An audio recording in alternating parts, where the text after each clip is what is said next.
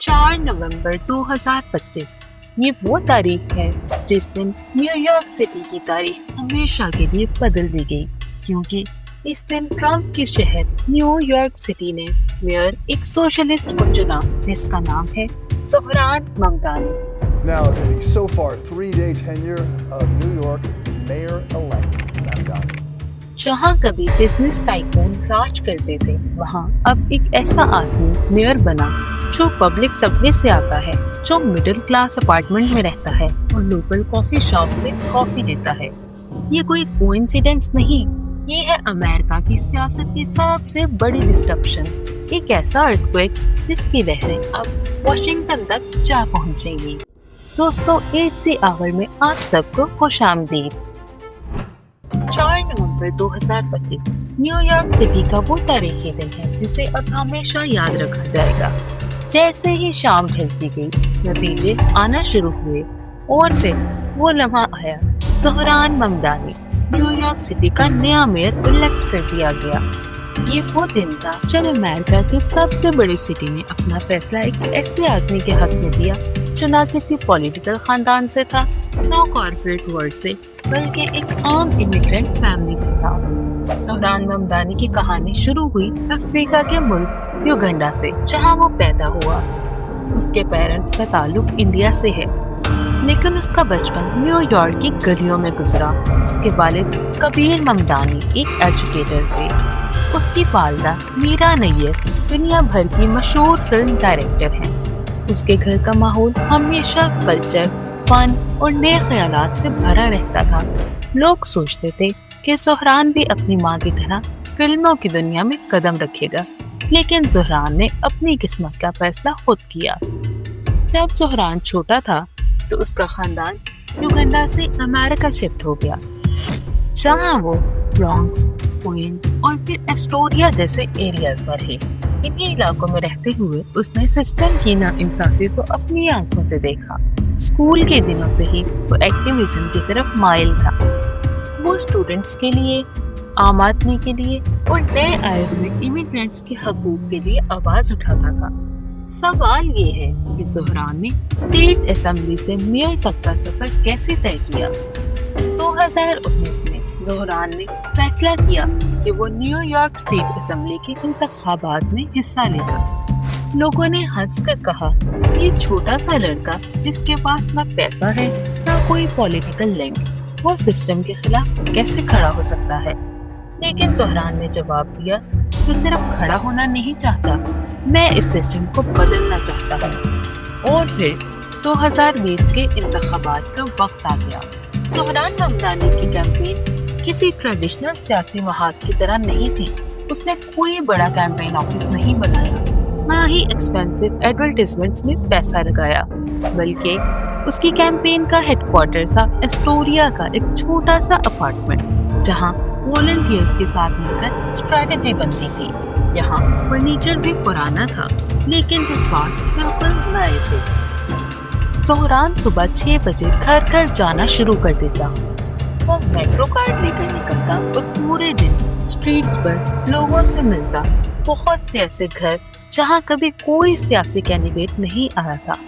वो लोगों के बुनियादी मसाइल जैसे रेंट कंट्रोल, हेल्थ केयर और स्कूल्स की बातें सुनता था। बहुत से लोग कहते थे, आप यहाँ तक कैसे आ गए? कोई कैंडिडेट आज तक हमारे घर नहीं आया। कोई कहता, आप में तो कुछ अलग ही बात है, आप असल में हमारी बात सुनते हैं। ज़ोहरान के पास हर शख्स के लिए वक्त था। वो सब की प्रॉब्लम बैठकर सुनता और समझता। ज़ोहरान के वॉलंटियर्स भी ज्यादातर यंग स्टूडेंट्स थे। हर हफ्ते कम्युनिटी मीटिंग्स होती थी। सोशल मीडिया पर असल लोगों की स्टोरीज शेयर होती थी। स्लोगन था, हमारे लिए हमारे साथ, जो हर बैनर पर लिखा होता था। इलेक्शन के दिन ज़ोहरान ने सुबह 5 बजे ही वोटिंग कर ली और फिर पूरा दिन लोगों को वोटिंग के लिए इनकरेज करता रहा। शाम को रिजल्ट्स आना शुरू हुए तो पहले इनिशियल काउंट्स में ज़ोहरान पीछे था। फिर प्रोग्रेसिव एरिया से वोट्स आना शुरू हुए। आखिरकार जब फाइनल रिजल्ट्स आए तो ज़ोहरान ने एस्टोरिया डिस्ट्रिक्ट से विक्ट्री हासिल कर ली। उसके सपोर्टर्स स्ट्रीट पर निकलना शुरू हो गए। میڈیا کو اس چیز پر بہت حیرت ہوئی کیونکہ پہلی دفعہ ایک سوشلسٹ کینڈیڈیٹ نے ٹریڈیشنل پالیٹکس کو ہرایا. پہلی دفعہ ایک امیگرینٹ بیک گراؤنڈ کینڈیڈیٹ نے اسٹیبلشڈ پولیٹیشینز کو چیلنج کیا. پہلی دفعہ ینگ والنٹیئرز کی ٹیم نے پروفیشنل کیمپین مشینز کو ڈیفیٹ کیا. اور پہلی دفعہ اسٹوریا نے ایک ایسا ریپریزنٹیٹیو چنا جو اصل میں ان کی طرح سوچتا تھا. یہ جیت صرف ایک سیاسی جیت نہیں تھی بلکہ امریکہ کی سیاست میں ایک نئے دور کا آغاز تھا. ایک سوشلسٹ رجحان رکھنے والے مسلم امیگرینٹ نے امریکہ کے ایک ڈسٹرکٹ میں اپنی جگہ بنا لی تھی. اس چیز سے یہ ثابت ہوا کہ عام لوگ بھی سیاست جیت سکتے ہیں. پیسے کے بنا بھی کیمپین سکسیسفل ہو سکتی ہے. اصل کنیکشن لوگوں سے ہونا چاہیے اور یہ کہ نئے آئیڈیاز کو قبول کیا جا سکتا ہے. جب ٹرمپ کے دور میں امیگرینٹس کو باہر کے لوگ کہہ کر پکارا جا رہا تھا، زہران ہر انٹرویو میں اس کا جواب دیتا: میں کوئی باہر کا مہمان نہیں ہوں، میں امریکہ کا اصل چہرہ ہوں.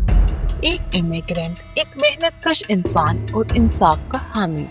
یہاں سے وہ جنگ شروع ہوئی جس میں ایک طرف ٹرمپ کا امریکہ فرسٹ کا قومی نظریہ تھا اور دوسری طرف زہران ممدانی کا انسانیت پہلے کا سوشلسٹ اور سب کو شامل کرنے والا خواب تھا. پھر 2025 آیا اور زہران نے میئر کے الیکشن لڑنے کا فیصلہ کیا. پاورفل اوپوننٹس، اسٹیبلشڈ پولیٹیشینز اور کارپوریٹ بیک کینڈیڈیٹس اس کی مخالفت میں تھے، لیکن زہران کا میسج کلیئر تھا: نیو یارک صرف امیروں کے لیے نہیں بلکہ ہر عام نیو یارکر کے لیے ہے. کیمپین کے آخری دنوں میں زہران نے ہر جگہ کا دورہ کیا، برانکس سے لے کر بروکلن تک، ہارلیم سے کوئنز تک. اس کا میسج سمپل تھا: affordable housing, better public transportation اور ہر اسٹوڈنٹ کے لیے کوالٹی ایجوکیشن. اور پھر 4 نومبر 2025 کو جب ووٹس گنے گئے تو نتیجے نے سب کو شاک میں ڈال دیا. زہران ممدانی کلیئر میجورٹی سے نیو یارک سٹی کے نئے میئر الیکٹ کر دیے گئے اور پھر نئے دور کا آغاز ہوا. 1 جنوری 2026 کو Zohran Mamdani officially New York City کے میئر کے طور پر حلف اٹھائیں گے. یہ صرف ایک شخص کی جیت نہیں بلکہ لاکھوں لوگوں کی جیت ہے جو اب تک سیاست میں نظر انداز کیے جاتے تھے. اس جیت کے بعد بھی زہران اسی سمپل اپارٹمنٹ میں رہتا ہے. صبح سبوے سے ہی آفس جاتا ہے اور لوکل کافی شاپ سے ہی کافی لیتا ہے. فرق صرف اتنا ہے کہ اب اس کے کندھوں پر پورے شہر کی ذمہ داری ہے. زہران امریکہ کی اس پرانی جنگ کا نیا چہرہ ہے، وہ جنگ جو فاؤنڈنگ فادرز کے وقت سے چلی آ رہی ہے. کیا امریکہ صرف ان کی جگہ ہوگی جو یہاں پیدا ہوئے یا ہر اس کی جو یہاں اپنا خواب لے کر آیا؟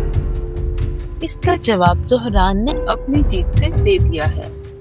اگر آپ کو یہ کہانی پسند آئی ہو تو لائک کریں، شیئر کریں اور چینل کو سبسکرائب کریں. اگلے ویڈیو تک کے لیے اللہ حافظ.